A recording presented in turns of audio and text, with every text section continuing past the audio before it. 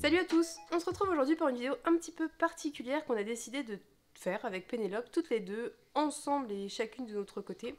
Puisque en fait, dans le swap que nous avons fait en mars, elle m'a envoyé un livre qu'elle a eu beaucoup de mal à trouver, qui est donc Lavinia d'Ursula Le Guin. Et en fait, ça c'est la très très belle édition qui date de 2011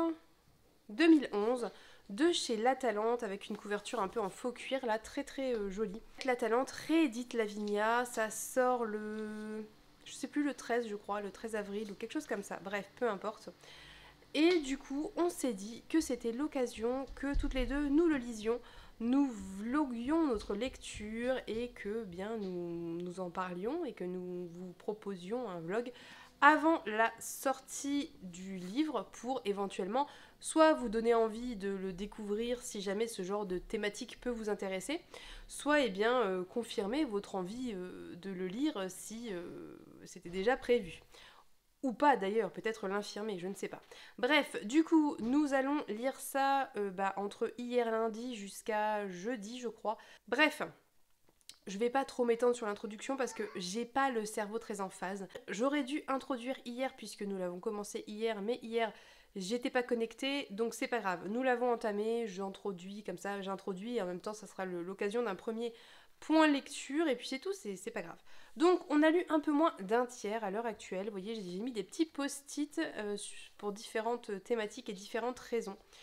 Et ce que je peux vous en dire déjà, c'est que c'est assez excellent.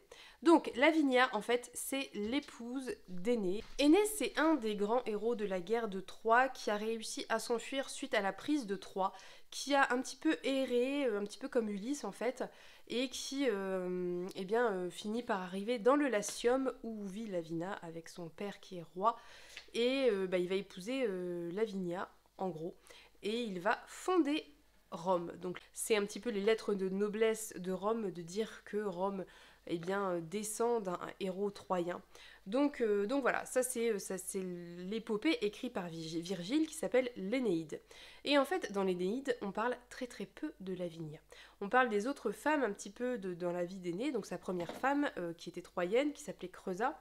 On parle un petit peu de sa maîtresse, la reine Didon, qui est une reine africaine, mais je ne sais plus de quel pays. Est-ce que c'est pas l'Éthiopie? J'ai un doute, mais enfin bref. Mais on ne parle quasiment pas de Lavinia, qui fait un petit peu figure de génitrice pour leur progéniture, mais c'est tout. Et donc Ursula Le Guin, qui apparemment aimait beaucoup l'épopée de Virgile, décide de reprendre ce qu'elle en a lu et de recréer, réinventer le personnage de Lavinia, et c'est ce qu'elle fait ici. Donc pour le moment, là où on en est, donc un petit peu moins de 100 pages sur 300, eh bien on découvre le personnage de Lavinia enfant, donc dans son enfance, avec son père qui est roi, sa mère qui est aussi d'ascendance royale, et donc par exemple le décès de ses deux petits frères suite à une maladie infantile. On suit voilà un petit peu sa vie, son quotidien. On découvre son contexte familial, on découvre aussi les questions qui se posent autour de comment marier cette princesse et à qui la marier, puisque c'est pas n'importe qui. Donc voilà, on découvre ce premier contexte un petit peu, j'allais dire, historique. Est-ce que c'est très très historique? Je n'en suis pas certaine. Est-ce qu'il n'y a pas un peu de mythologie là-dedans? Probablement, mais voilà. Et en parallèle, on suit aussi la rencontre de Lavinia avec le fantôme de Virgile, et ça c'est assez passionnant, puisque Lavinia est très très pieuse. Alors on n'est pas du tout, et je vous le dis, dans la mythologie que nous on connaît de la Rome antique. On n'est pas sur des dieux avec des caractéristiques humaines comme chez les Grecs. On est sur des dieux qui représentent des choses. Donc voilà, un dieu qui va représenter la guerre, un dieu qui va représenter, je ne sais pas moi, les fleuves et l'eau. Mais à aucun moment ces dieux n'ont de grande passion, n'interviennent dans la vie des humains directement, enfin c'est pas du tout la même chose, quoi. Et c'est personnellement quelque chose que j'apprécie beaucoup, puisque je n'aime pas beaucoup franchement les dieux avec voilà, les dieux comme nous on les connaît, qui sont quand même très mauvais, très cruels, mais soit. Et donc Lavinia, qui est très pieuse, va sur un mont où on fait des sacrifices, etc. Et une nuit qu'elle y est, un espèce d'homme vient la voir, mais c'est pas vraiment un homme, c'est un peu un spectre, et il lui dit que en gros il est mourant et qu'il vient d'une autre époque. Et en fait, on comprend nous lecteurs que c'est Virgile qui vient rencontrer Lavinia, cette femme qu'il n'a pas eu le temps de décrire et de plus penser dans l'Énéide. Et, et c'est vraiment très intéressant, bien évidemment, puisque l'introduction du livre commence sur Lavinia qui parle du fait qu'elle ait été eh bien, oubliée dans l'histoire de la création de Rome, dans l'histoire de l'Énéide, etc.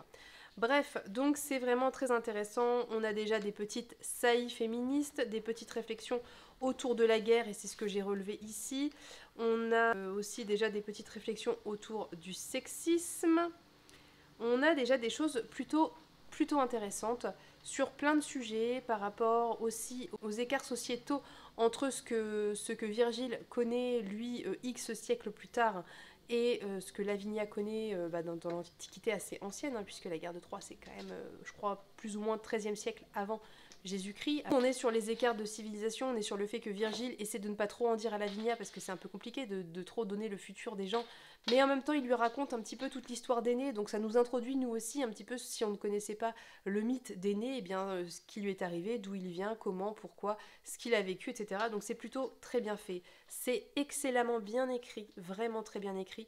C'est sûr que ça fait un petit peu, je pense à Pénélope aussi, un choc de passer de Light Lark, qui est du jeune adulte, écrit de manière très simple et où c'est très fluide, etc., à une écriture qui est quand même très beaucoup plus complexe en fait, hein, beaucoup plus travaillée, beaucoup plus soutenue, donc voilà.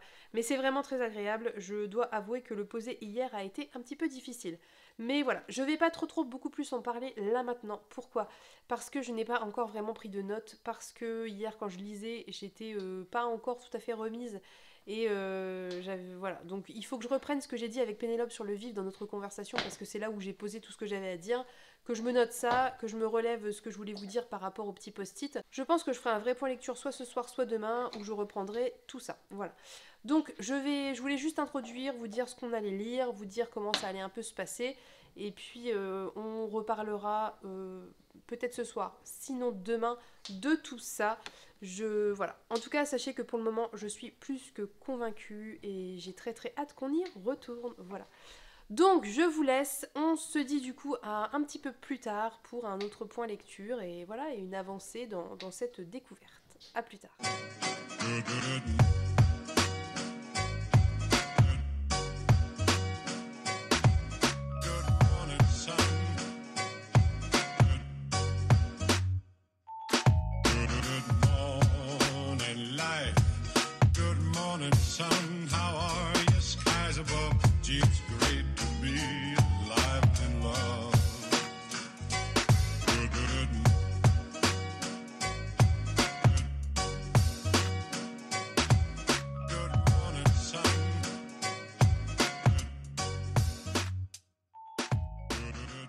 Et coucou, on se retrouve, on est mercredi et avec Pénélope, on a plutôt bien avancé la lecture puisqu'on a lu 2 tiers quasiment. Donc je reviens pour un petit point, même si je dois avouer que j'ai du mal à filmer vu que j'ai encore une grosse migraine et que filmer c'est pas une grosse motive. Mais bon, j'ai envie quand même d'avoir des plans et un petit peu au fil, quoi, au fur et à mesure, c'est un peu dommage sinon.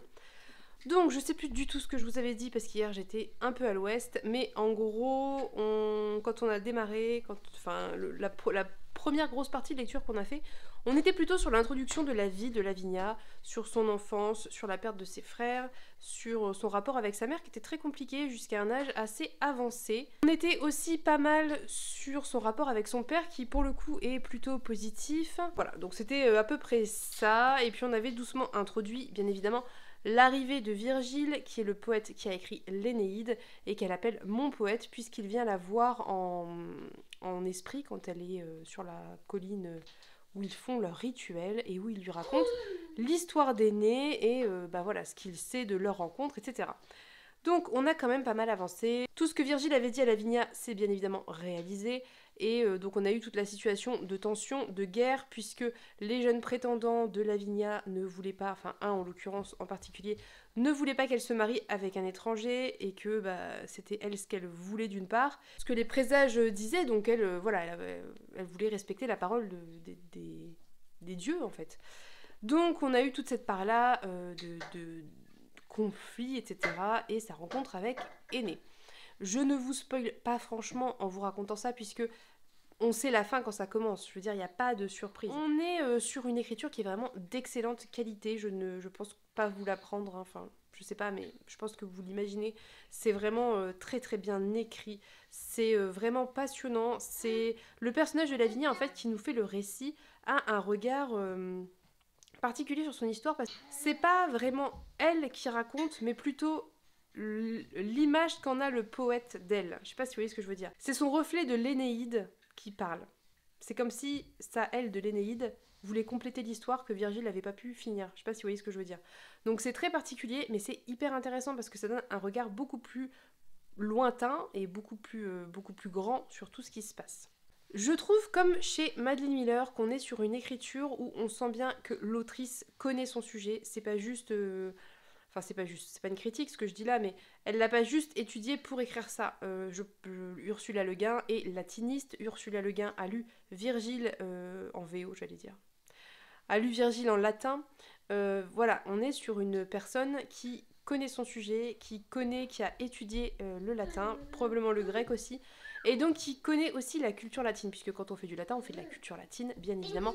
Donc on est sur une personne qui sait de quoi elle parle, et ça se sent, et c'est comme chez Madeline Miller, et c'est hyper appréciable. Moi j'adore ça.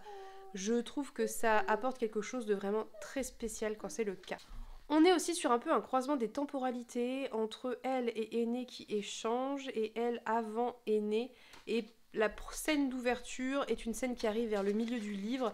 Voilà, on est sur un espèce de mélange des temporalités qui est hyper intéressant.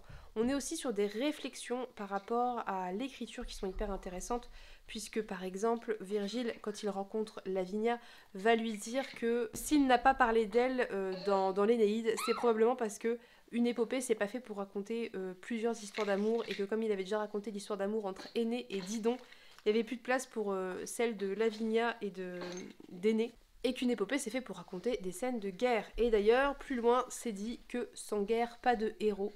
Et qu'est-ce qui motive les hommes? C'est l'immortalité, et s'ils ne peuvent l'avoir de manière concrète, l'avoir grâce à la guerre et à la renommée.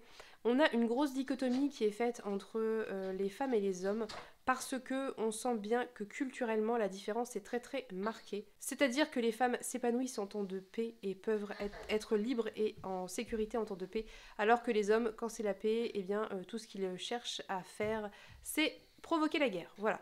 Et c'est évidemment ce qui va se passer ici, comme dans à peu près tous les livres, je pense, d'inspiration plus ou moins gréco-romaine et antique. Autre point très intéressant, c'est qu'on a une grosse dichotomie entre la culture grecque et la culture italienne de la même époque, puisque là on va évoquer Troie et les cultures troyennes. Pour les Italiens, les dieux ne sont pas des personnifications d'humains. En fait. Un dieu, je sais pas, par exemple Mars a le pouvoir de faire la guerre, et bien pour les Italiens, la guerre est intrinsèquement Mars en lui-même, quoi. Donc bref, il y a vraiment des grosses différences culturelles qui sont très intéressantes, et j'avoue beaucoup plus apprécier la vision de manière générale italienne que la vision grecque, beaucoup plus misogyne. Voilà, donc je vais pas trop traîner parce que j'ai un enfant qui est particulièrement fatigué et fatigant par la même occasion. Donc je fais juste un petit point, de toute façon j'y reviendrai demain, et puis je vais continuer à prendre mes petites notes, et on va terminer puisqu'il nous reste à peu près un tiers à lire. Voilà, donc on en reparle demain. 1 mile in fog patches and showers early Friday, but improving to greater than 6 miles on Friday morning. Stars shining bright above me. Night breezes seem to whisper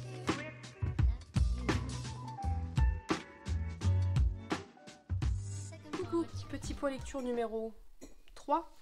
On a presque terminé Lavinia puisqu'il nous reste, je crois, de mémoire 65 pages, ce qui est assez peu. Je pense qu'on en a pour 1h30 de lecture à peu près.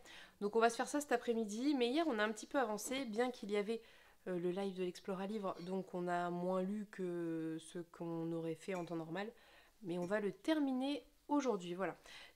Donc j'ai passé en fait un petit peu toute la partie, la partie guerre à proprement parler d'avant le mariage, et on est arrivé dans ce dernier tiers, on rentre dans la partie du mariage de Lavinia avec Aîné. Ce que je peux vous en dire, c'est que j'aime toujours autant toute la partie rites religieux, qui sont toutes les parties rites religieux que décrit Ursula Le Guin, parce que je pense que c'est assez fidèle à ce qu'on en sait en tout cas, et qu'elle le fait très bien. Et on a appris des choses avec Pénélope, toutes les deux on était assez étonnés, notamment par rapport au mariage, puisque c'est pas comme c'est pas comme nous on a l'habitude de faire un mariage, en fait c'est un rite différent, ce qui est tout à fait logique. Et c'est vrai qu'on a tendance à considérer que tous les mariages doivent se faire d'une certaine façon, mais en fait non, pas forcément. Mais soit. Donc on est rentré plutôt dans cette partie-là, et on est aussi rentré dans une partie plus politique que moi j'apprécie beaucoup. J'aime beaucoup les conflits entre les différents peuples qui sont autour de Lavinium, donc la ville qu'a fondée Aîné avec Lavinia.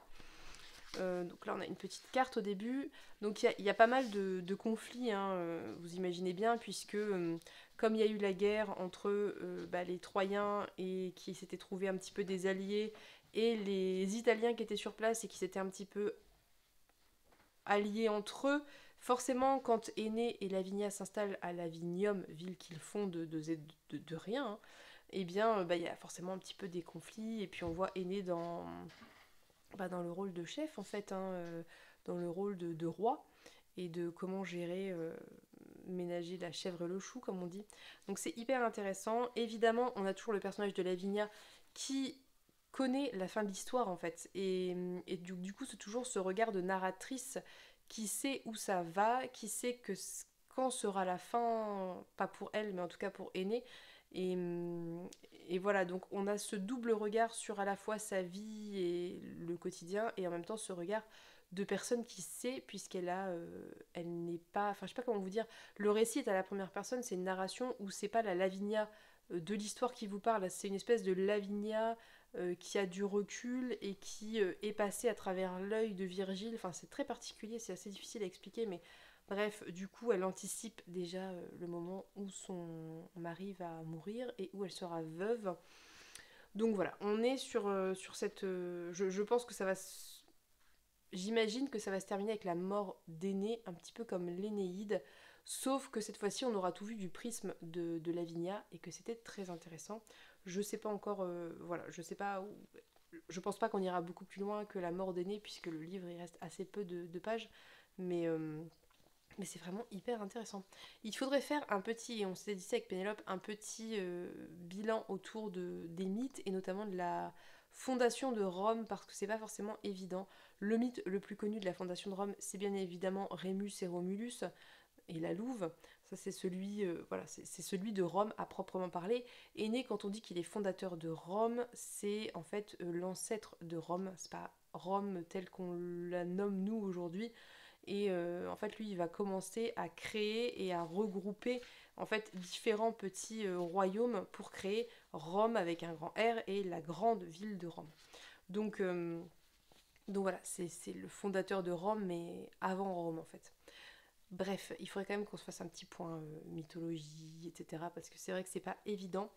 D'autant que on est sur un personnage Aîné, donc qui est troyen, avec ses croyances, ses dieux, pas tout à fait assez proche des Grecs, mais pas complètement non plus, et qu'en même temps on a tout ce qui va être religion, tout ce qui va être croyance italienne, donc de Lavinia, qui sont aussi totalement différentes. Et après ça va forcément se mélanger, puisque Aîné en venant ramène ses dieux, et voilà, il va y avoir du coup une nouvelle mythologie qui va naître de tout ça, qui est la mythologie romaine comme nous on la connaît, et qui ressemble très très fort à la mythologie grecque, avec juste des noms différents, mais sensiblement sinon les mêmes caractéristiques et la même façon de voir les dieux. Donc voilà.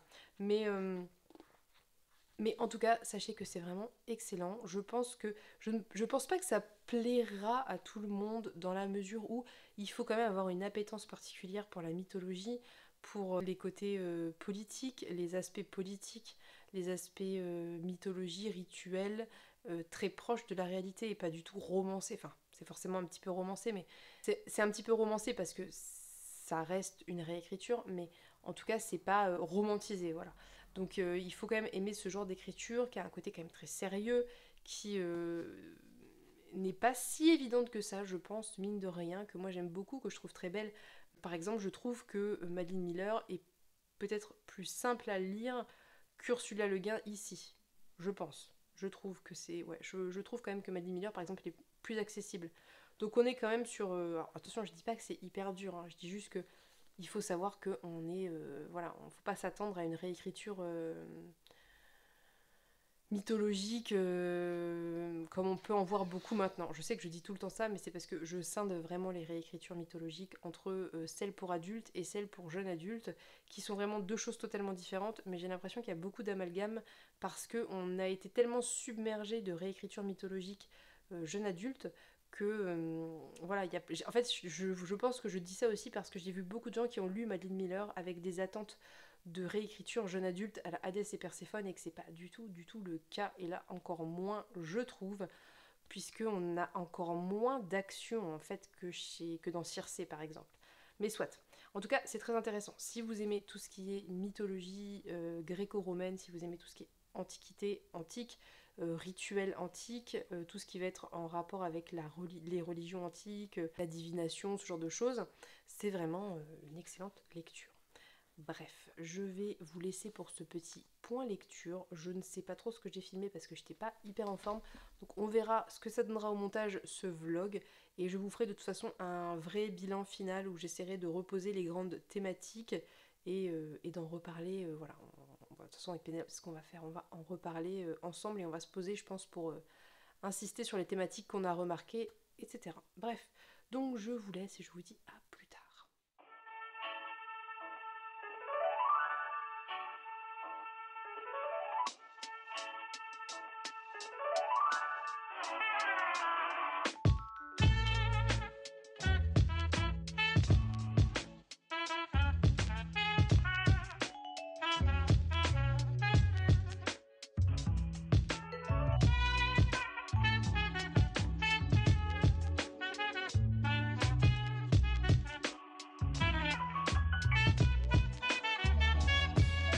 When you press me to your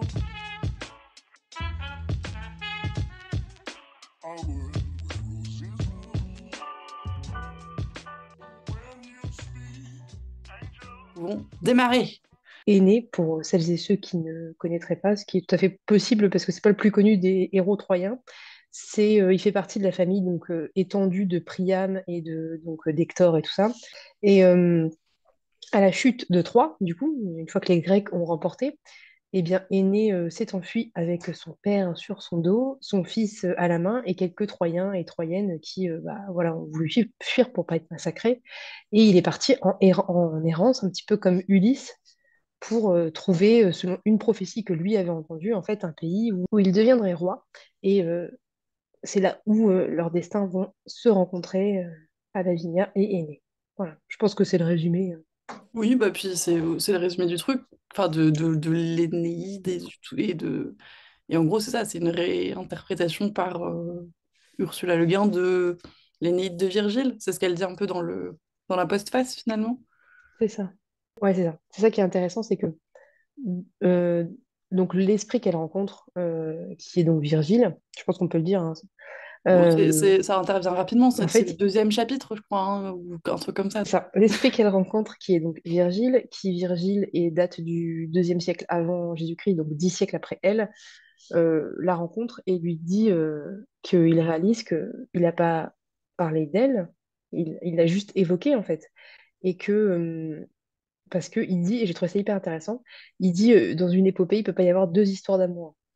Sinon, on Mm, n'a plus le temps pour les scènes de bagarre et de guerre. mm, Et mm, comme il a évoqué la reine Didon, qui est une reine africaine avec qui Aîné a eu une relation pendant son exil, euh, il a un peu zappé Lavinia et il se rend compte de son erreur. Et du coup, en fait, le parti d'Ursula Le Guin, c'est de reprendre ça, de reprendre la parole de Lavinia et mm. de résumer l'Énéide sous un angle totalement différent finalement, puisque bah, on n'est pas, on a moins de, enfin, on a un peu de guerre, mais c'est quand même moins une épopée, quoi. On est C'est moins pas les sur une mêmes. épopée. Et puis c'est vraiment à partir de la vie de Lavinia et de lui redonner corps, parce que ce qu'elle disait et ce que Virgile disait, et là où ils se rassemblent tous les deux, c'est que il y a ce côté, elle est que des mots et elle est peu de mots dans son récit à lui, donc lui donner un petit peu plus de matière et de profondeur.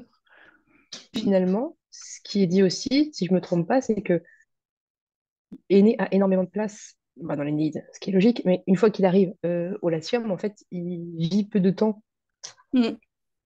au Latium. Oui. Alors que Elsie, et c'est elle qui va fonder tout le reste de la dynastie et Mm, tout le reste de la mm, suite de mm, l'histoire. Donc, ça avait du sens qu'elle ait peut-être plus la parole, vu qu'elle en a vu plus par la suite, quoi. Bah, c'est un peu le pivot, effectivement. Enfin, moi, je l'ai vu comme ça, entre Aîné et puis la dynastie ensuite d'Aîné. C'est Lavinia qui permet le raccord et le fait que ça se mêle aussi au Latium, etc. Donc, c'est le point pivot, je vais répéter. Mais sans ça, ça a pas de sens, en fait. Comme il lui a donné très peu de place, mais qu'elle existe quand même, bah, du coup, ça fait qu'elle a, dans le récit de Virgile, elle a pas de mort. Mm, Donc, ça veut dire que elle est une voix immortelle à travers son propre récit et à travers l'Énéide, parce qu'elle n'a jamais de fin, en fait. mm, mm, Et c'est comme ça que c'est le choix de la narration d'Ursula Le Guin se fait sur cette idée-là. Et j'ai trouvé ça dire fou comme idée de narration. Ça veut dire que c'est pas la Lavinia qui vit les événements qu'il raconte, mm, mm, mais c'est pas non plus une Lavinia a posteriori, c'est une Lavinia esprit en fait. mm, mm. J'avais T'as jamais vu une une espèce narration de, comme. t'as un espèce de Enfin, continuum qui persiste et qui. Mais c'était hyper beau. Moi, enfin, ça, c'est une image qui m'a beaucoup plu. Mais il y en a plein qui m'ont un petit peu transcendé dans le récit. Je trouvais que c'était hyper, hyper intelligent. Et celle-là, effectivement, et comme tu dis, ça fait une boucle parce que ça s'ouvre comme ça et ça se termine là-dessus. Et c'est pareil, ça se termine sur une image que je trouve trop cool. Et ouais, c'est pareil, c'était intéressant comme façon de voir les choses sur elle le a fait fait. que bah, si la fin n'est pas écrite, la fin n'existe pas en fait. C'est ça. Et c'est exactement ça. Et j'ai trouvé ça incroyable parce que ça veut dire que la narratrice a l'expérience de ce qui a été vécu, mais en même temps, elle a une conscience d'elle-même et d'être dans un texte. Mm, mm, mm, Je trouve ça incroyable. Enfin, genre, penser à ce genre de narration, je trouve ça fou, mm. tu vois. Genre, enfin, intellectuellement, l'autrice, moi, Bah, ça je, me bluffe, quoi. je t'avais dit que ça ressemblait un petit peu dans cet aspect-là. Elle l'a peut-être pas poussé tout à fait aussi loin, mais l'Odyssée de Pénélope de Margaret Atwood, elle reprenait un peu ce côté-là où Pénélope avait un petit peu la conscience d'elle-même et d'avoir été dans une histoire et de la façon dont on l'avait vue dans cette histoire. Après, il n'y a pas ce côté intemporel et immortel, mais il y a quand même cette espèce de recul et c'est vraiment un truc que je trouve hyper intéressant, surtout dans les mythes qui ont été mille fois mâchés, racontés, etc., où tu as vraiment matière à faire des trucs de ce type-là, quoi. Ouais. C'est mes réécritures préférées, ces Mm, mm, réécritures-là. mm, Celles qui sont très, très respectueuses des textes antiques, de l'esprit épopée, de mm, l'esprit, mm, parce que mm, finalement, les textes antiques, c'était que des épopées. mm, T'avais pas ce genre d'écrit, ça n'existait pas. Donc, réussir à respecter l'esprit de l'épopée, mais en faisant autre chose de plus mm, moderne, enfin, moi, c'est ce que je préfère dans les réécritures, et c'est ce que Madeleine Miller fait hyper bien, mm, par mm, exemple. mm, mm. Je lirai l'Odyssée de Pénélope parce que je pense que c'est dans le même état d'esprit. Moi, Mais j'adore ça, je trouve ouais, ça. ouais, ouais. Et j'étais. Alors, je pensais bien que c'était un bon texte et que j'allais aimer, mais j'étais vraiment très agréablement surprise que ça a réussi à me toucher à ce point-là, parce que je m'attendais à ce que peut-être si la narration était un petit peu trop lointaine, parce que des fois c'est un petit peu le cas dans les textes un petit peu anciens, et en fait je trouvais elle arrivait à bien doser ce côté épopée qui peut avoir un petit peu de distance parfois, mais où tu as quand même enfin, vraiment de l'attache au personnage et des points d'accroche qui t'émeut. Enfin, moi, il y a plein de moments où j'étais là par rapport à tout ce qui Ouais. se Surtout passait. moi, à Et la je fin, trouve surtout. que, Mais ouais. ouais, ouais, ouais, il y avait plein de trucs. Et du coup, bah, ça arrive à te toucher avec un matériel de base qui est peut-être voilà, pas toujours hyper simple. Donc, non, c'est. Alors après, je disais, moi, quand j'ai fait un point sur le vlog, là, je trouve que, enfin, c'est hyper bien écrit, ça c'est une certitude. Je pense que voilà, on est d'accord sur ça. Après, je sais pas si c'est hyper, hyper accessible euh, en termes d'écriture. Je trouve qu'il y a quand même une complexité dans la narration, plus dans la Mm, narration. C'est pas dans les mots et dans le choix des mots, mais c'est dans la narration. mm, Et mm, il y a plein de choses qui sont suggérées. mm, Et si tu n'as peut-être pas un tout petit peu de connaissances culturelles autour de l'antique, tu vois, peut-être ça peut être un petit peu, enfin voilà, Ne serait-ce que c'est sur peut-être les un petit rites et peu. sur tous les dieux qu'ils nomment, finalement, ils explicitent jamais vraiment ce que Mm, c'est Vesta, ce que c'est Mars, etc. Donc oui, si t'as pas de connaissances là-dessus, j'ai même, enfin effectivement, comme tu dis, moi il y a certains moments où j'étais un petit peu fatiguée, il y a des passages que j'ai relus quelques fois parce qu'il se passait pas mal de choses et mm. que fallait remettre un petit peu en ordre, surtout qu'en termes de chronologie, il y a plein de moments où il y a des choses qui se croisent. Alors moi, c'est des narrations que j'aime beaucoup parce que ça te permet de, toi, refaire le chemin dans ta tête et de reconstruire un petit peu tous les événements et je trouve ça hyper intéressant. Et du coup, c'est un peu plus exigeant en termes de lecture, quoi. C'est pas linéaire et du coup, faut te dire, alors attends, ça c'était là, donc ça on est là, donc maintenant, ça fait une boucle et puis en fait, maintenant, on recontinue. Et ouais, des fois, faut se remettre un peu dans le truc. Alors, la première thématique, celle qu'on voit direct, moi, ce que j'ai relevé, c'est la guerre. La deuxième, c'est tout ce qui est poésie et métapoésie, métapoétique. C'est quoi métapoétique? Poésie, oui, très bien. Bah, tu Métapoétique. sais, c'est la métapoétique, c'est la réflexion de la poésie sur elle-même, tu Ah, vois. C'est le regard de la poésie sur, tu vois ce que je veux dire? hmm, Et Virgile aussi, d'ailleurs, c'était hmm. cool ça.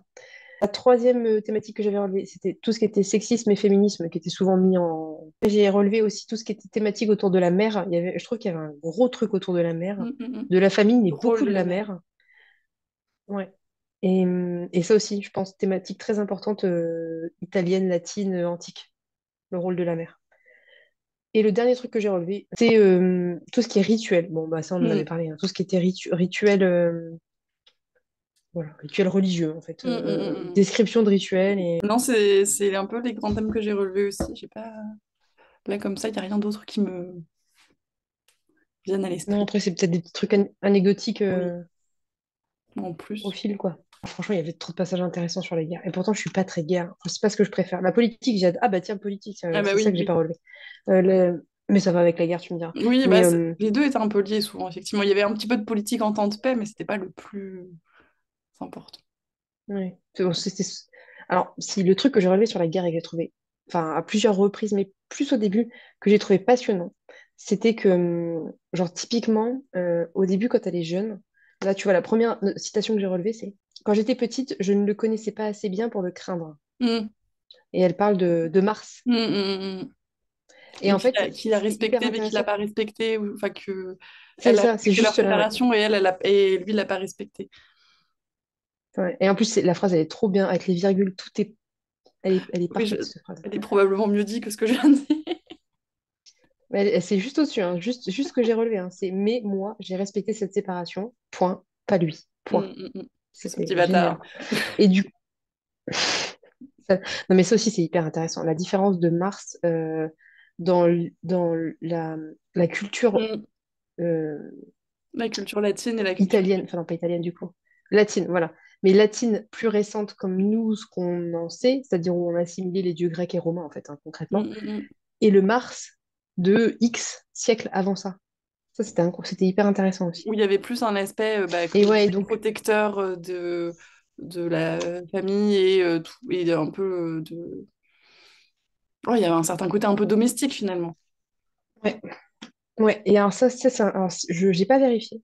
Mais peut-être que toi, tu sais. Enfin, je pense que tu dois savoir, mais il me semble que, mais de toute façon, même par la suite, hein, même au temps de César et tout, en fait, les Romains, ils n'étaient pas, c'était pas des guerriers de métier. Mm, mm, mm. C'était des fermiers qui, une partie de l'année, étaient. Et c'est là que c'était intéressant, l'histoire de Mars, parce que Mars, c'était le dieu des guerriers et le dieu, et il le dit à un moment, elle le dit à un moment, le dieu des paysans et le dieu Mm, mm, des mm, mm, guerriers, en fait.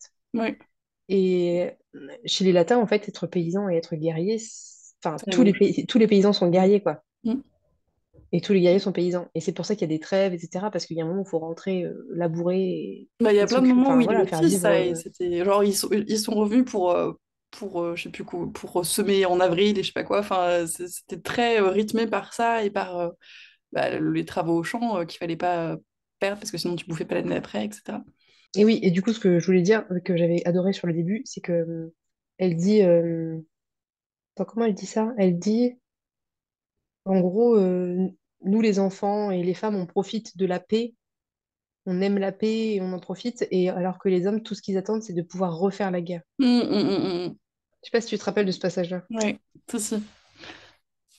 qui est effectivement vrai la plupart du temps. Après, c'est aussi la différence qu'il faisait entre certains hommes, et c'est pour ça que moi j'ai autant apprécié le personnage d'Aîné, c'est que il disait que c'était un guerrier, mais qui essayait de maintenir la paix au maximum, et qu'il il excellait pas en temps de guerre non plus, à la différence de son fils. Je sais pas si c'est un spoil ou pas, mais bref. Il y avait une. On appelle ça. Justement, là où c'était appuyé, c'était l'écart entre les jeunes et les vieux. Genre que les jeunes attendent que ça d'aller faire la guerre Ouais. et du coup Aîné occupe les jeunes. Quand c'est la paix et que lui veut maintenir la paix, il occupe les jeunes, tu te souviens, il leur fait faire plein de trucs, de Oui, un peu fêtes et genre de des machin et tout. Olympiades, moi ça m'a fait penser à ça, ou comme il faisait au début C'est des Jeux ça, ouais. Olympiques chez les Grecs pour le coup, mais. Ouais. Pour les occuper et qui ne Mm. cherchent pas querelle. Et puis qui finalement, Alors que ça les permet de vieux les qui former ont. un petit peu si guerre il y a un moment donné. Ouais. Et du coup que les vieux, bah, eux, ils apprécient. Ils ont vécu la guerre et ils apprécient d'autant plus les moments Mm, de paix mm, mm. où. Ça dépend qui les gouverne, encore une fois, et c'est ça qui était intéressant aussi, c'est qu'on voyait bien la différence de gouvernance et de l'impact que ça pouvait avoir sur ces divergences-là. Parce qu'en plus, il y avait quand même. Enfin, il y a plein de conflits. En fait, Mm, dans le livre, il y a plein de conflits les uns dans les autres parce que finalement, le Latium, c'est pas un truc uni, c'est pas un peuple uni. Ils sont sur un même territoire, donc sur l'Italie, mais ils ont plein de conflits entre eux, d'alliances entre eux. Il y a les Étrusques, il y a voilà, plein de peuples différents. Et en fait, quand Énée et les Troyens débarquent, bah, c'est des étrangers. Alors déjà mm. qu'entre eux, ils sont pas forcément toujours d'accord. Là, en plus, tu as des types qui débarquent d'on ne sait où. Voilà, des trucs habituels, quoi. Et du coup, les Troyens, si j'ai bien compris, créent des alliances avec, par exemple, des peuples étrusques. Mm. Et bref, et il y a tous ces conflits Qui se bah, mêlent. qui se, voilà, qui, C'est vrai que la géopolitique, il y avait des moments où c'était pas extrêmement clair. Moi, il y avait plein de noms de peuples où j'étais là. Je ne sais pas qui vous êtes, mais a mais priori, vous n'êtes pas content. bon, en gros, dans l'idée, c'est que, voilà, ça reste des peuples antiques qui aiment quand même la guerre, qui aiment le territoire, gagner Et du puis il y avait plein territoire. de Il y en a. questions d'orgueil, d'ego, de machin. Il y a plein de moments où il dit, bah en fait, il a pas aimé qu'ils soient un peu arrogants, du coup, en fait, non. Enfin, il y a plein de guerres qui auraient pu être évitées si ça n'avait pas été des hommes pleins d'ego et qui se supportaient pas les uns les autres. Ouais. C'est ce que tu disais, ça se mêlait quand même pas mal à la politique, que ce soit la politique étrangère, plus ou moins, avec les autres peuples et les alliances qui se nouent, qui se dénouent en fonction de qui est au pouvoir, etc. Et puis de la politique intrinsèque, Mm. intra-groupe, qui, parce qu'il faut aussi composer avec les égos de chacun à l'intérieur du groupe également, et que c'est pas toujours simple non plus. Il y avait, ouais, donc il y avait ce parallèle avec Hélène de Troie qui était, enfin, qui avait Ouais, la bah, reine de c'est Sparte. une des premières phrases du résumé, je crois, et c'est une phrase qui m'a marqué. Mm. Elle disait que Hélène avait déclenché une guerre pour un homme, et elle a déclenché une guerre parce qu'elle avait refusé un homme ou un truc comme ça. C'est Et, ça. eux, On c'était. choisit, elle a voulu choisir son homme et son destin. Mm. La remarque très intelligente qui nous amène à autre chose que la guerre, mais plutôt par rapport à la culture, où elle disait, quand Virgile lui dit, en gros, le mari d'Hélène, c'est lequel? C'est Ménélas? C'est Ménélas. Va la chercher parce qu'elle est partie avec un autre homme et qu'elle dit, mais pourquoi faire? Et pourquoi ils font la guerre pour ça? Mais pourquoi ils n'ont pas divorcé?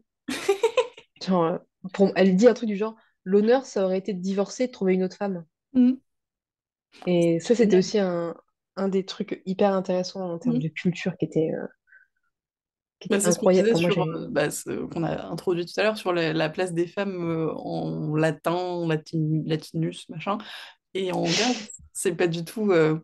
Enfin, quand elle disait que chez elle, on la laissait prendre une place dans certains débats et à table, etc., alors que chez les Grecs, c'était pas question, et c'était mal vu, etc. C'est quand même.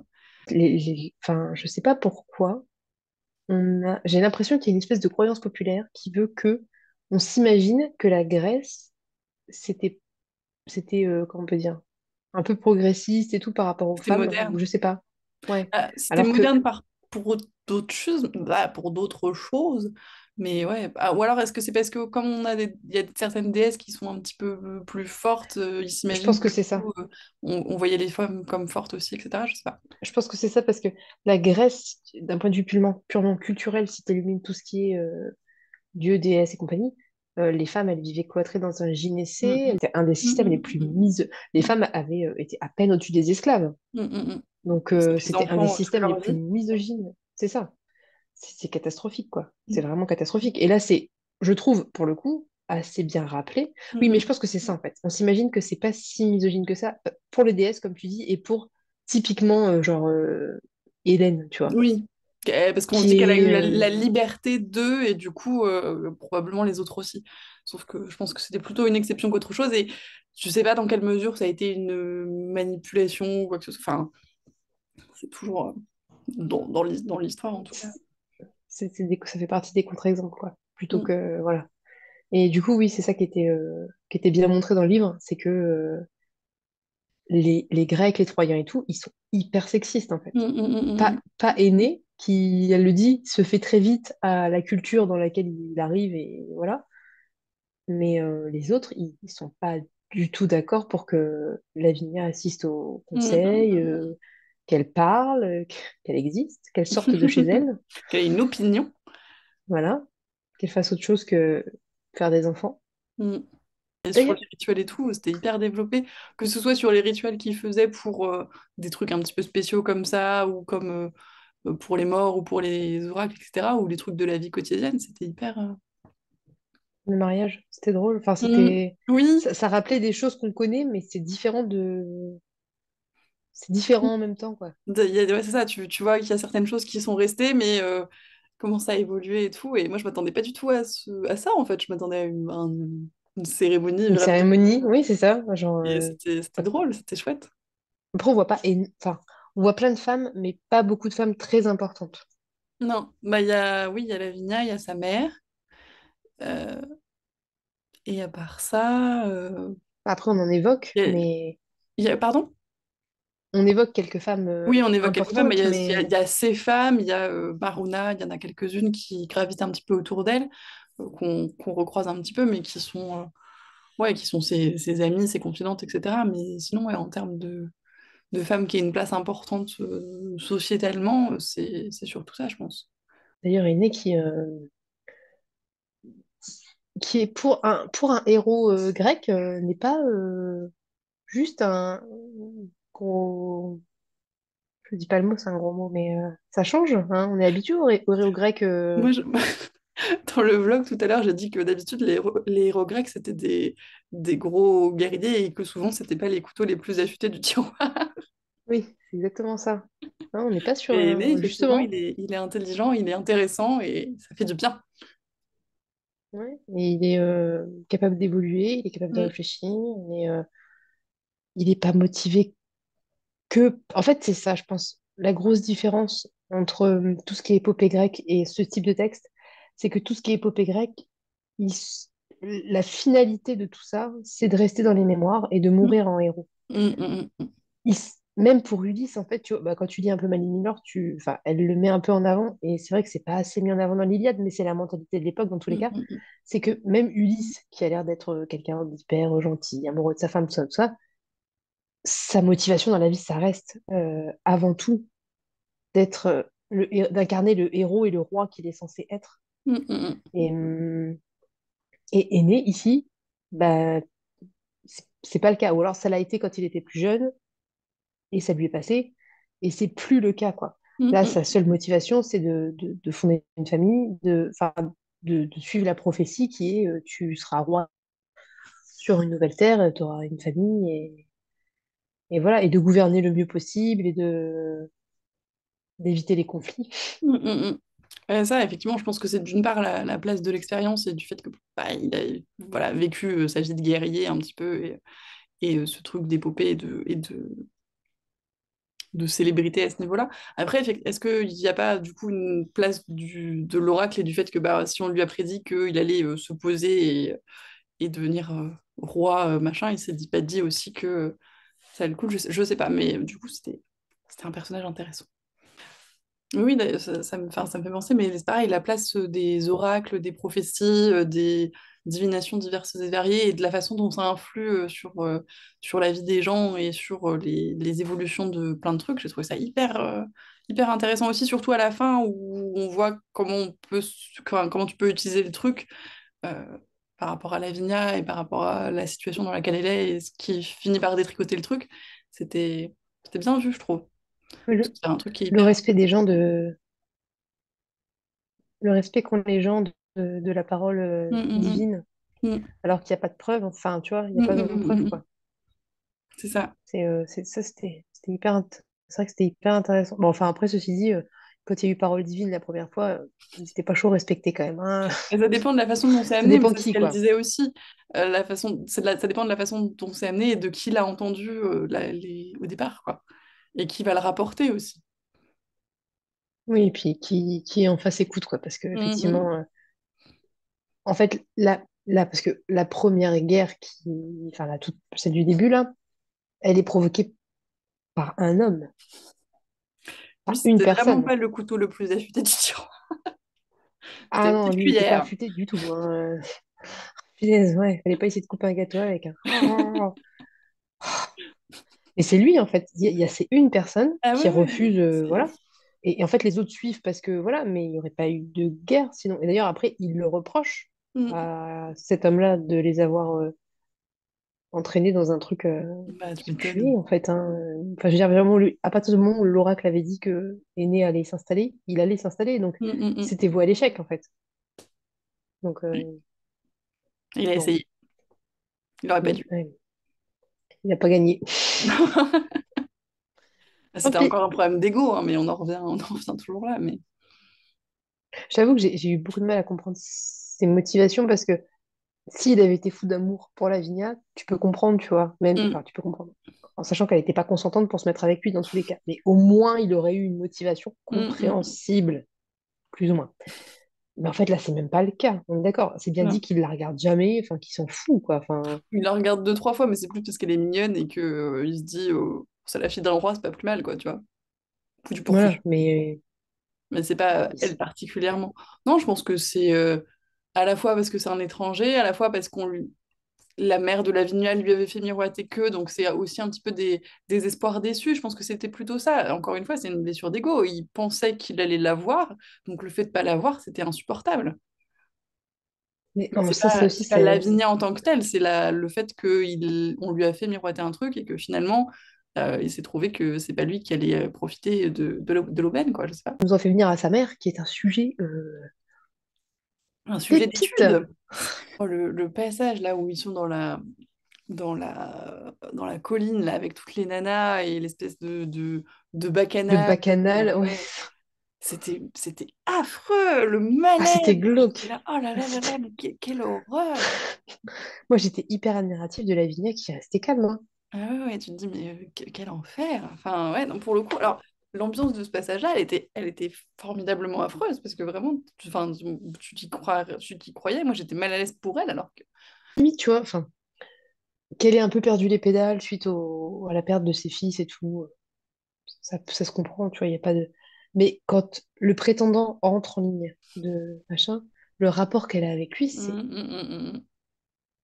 c'est très très gênant. Ouais. D'ailleurs, Lavinia est gênée, elle est mal à Mm, l'aise. Et du coup, effectivement, tu vois, ce qui était intéressant, c'est que elle s'entend pas avec sa mère.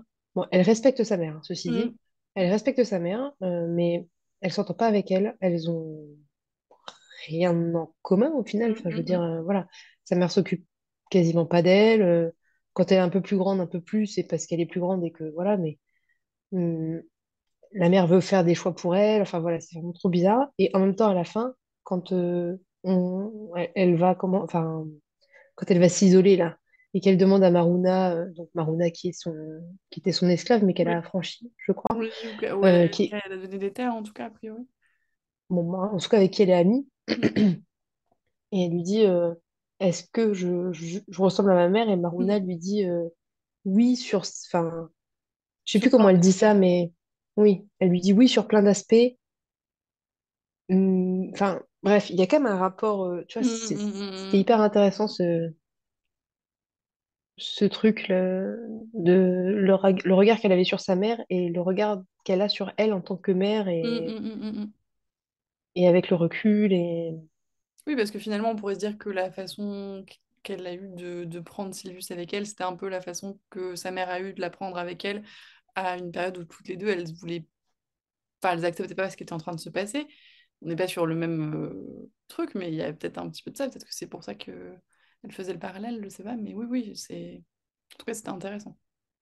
il n'y a pas d'autres exemples maternels, mais en même temps, tu sens que c'est hyper important dans la culture, Mm. le rôle de mère, parce qu'il y a des rites spécifiques que seules Mm. les femmes de la famille font Mm.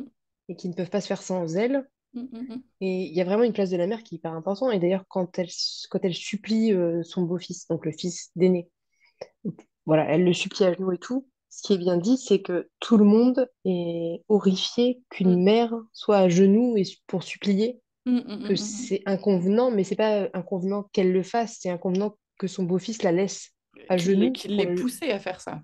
Voilà, c'est ça. Et il y a enfin, il y a vraiment quelque chose de très important autour de la mère et du respect et du rôle de la mère dans la culture, et qui au début est pas aussi évident, tu vois.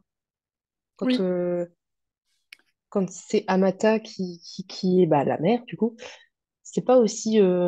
mais parce elle a une place qui est pas aussi importante que celle de Lavinia plus tard. Lavinia, en tant que figure maternelle et reine-mère, à la fin, j'ai l'impression de plus de pouvoir que Amata, finalement, n'en a eu du temps de son père et enfin, des parents au départ. Elle est beaucoup plus effacée, elle a beaucoup moins de place dans les décisions, aussi parce que le Latinus, ouais, Latinus est toujours vivant alors qu'Hélène est mort, donc c'est Lavinia qui dit, hein, c'est à un moment donné, alors c'est Asinus, le fils d'aîné, je sais plus. Il lui dit qu'elle est à la fois Ascanius. le père et la mère de Ascanius. Ascanius, qu'elle est à la fois la mère et le père de Silvius, enfin de son fils, quoi. Et du coup, que, en ce sens-là, elle a plus de pouvoir, elle a plus de place, elle a plus d'importance que sa mère ne pouvait en avoir parce qu'elle avait toujours son père vivant. Après, j'ai l'impression aussi que Amata, ça l'intéresse. Enfin, ça l'intéressait pas. Mm, Elle a essayé, après la perte de ses fils, elle a coupé tout contact avec son mm, mari mm, mm, et elle ne voulait pas. Et en fait, tout ce qui l'intéressait, c'était marier de sa fille avec l'homme qu'elle aurait aimé épouser, elle, jeune, un homme, c'est mm. ça. C'est hyper glauque, c'est Ouais, gênant. ouais. Mais sinon, elle est pas du tout, elle est pas du tout impliquée. Enfin, elle vit voilà, dans l'avant disparition de ses fils et Oui, elle reste enfermée dans son truc et c'est vrai que le monde extérieur, finalement, Amata, c'est un personnage tragique par excellence, hein. bah, puis C'est sa vraiment, fin enfin, c'est vraiment de bout en bout. ouais, c'est Pour ça, vraiment je te dis, le moi, personnage. ça m'a vraiment fait penser à Phèdre, de la façon dont elle était traitée, sur son évolution, sur la représentation que tu avais d'elle. J'avais vraiment l'impression de voir. Et puis la fin. Comme tu disais, le rapport, le parallèle Mhm. entre les deux morts Mhm. et leur relation impossible.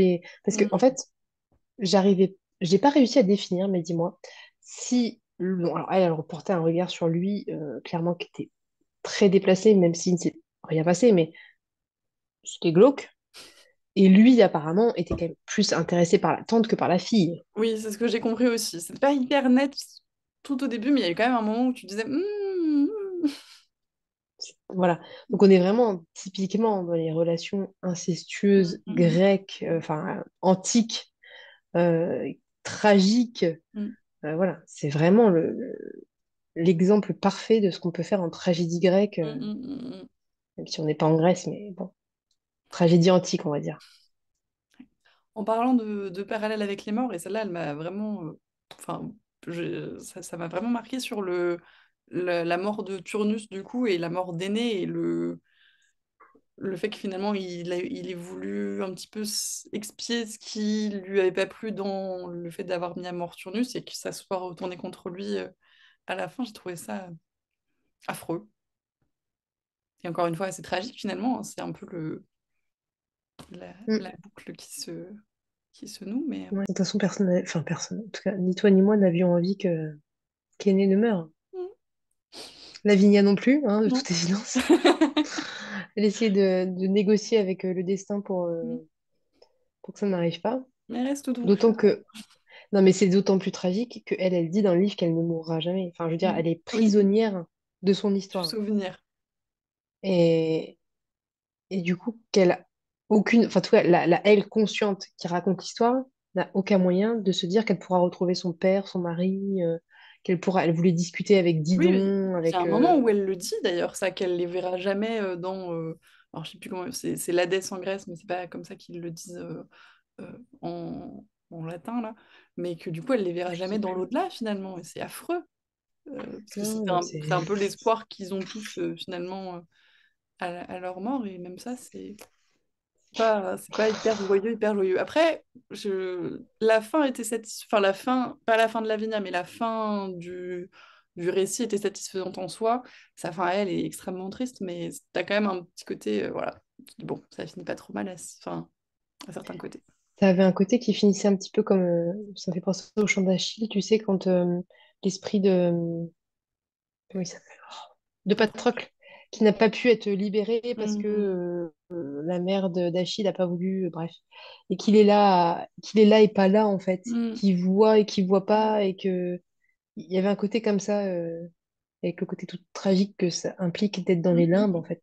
Même si Lavinia, c'est encore un niveau au-dessus, parce que elle Oui. est dans un écrit, donc c'est encore autre chose. Mhm. C'est pas une aberrante, c'est une espèce de mémoire poétique, en fait. Ouais, mais t'as un côté Mais c'est quand même un triste. peu plus emprisonné aussi, du coup.